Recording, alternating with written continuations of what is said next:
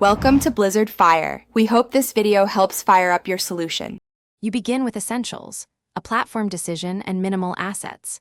Install Node, Flutter, or Xcode and set up a repo, then scaffold a basic app shell. Once done, create a simple data model for comics with ID, title, pages, and metadata so you can iterate quickly. Make sure to include mock pages and a lightweight image server, or CDN, for testing. This gets you from zero to a runnable prototype that shows comics in a simple viewer.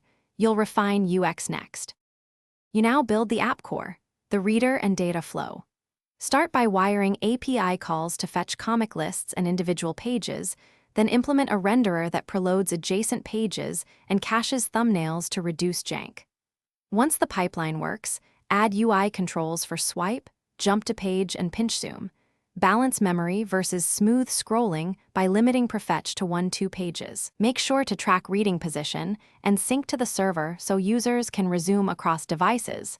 This preserves state and improves retention. You finish by hardening and releasing. Add offline downloads, analytics, and accessibility. Configure CI to build signed app packages and invalidate CDN caches when you push new pages. Once ready, submit App Store builds and run staged rollouts to catch issues early.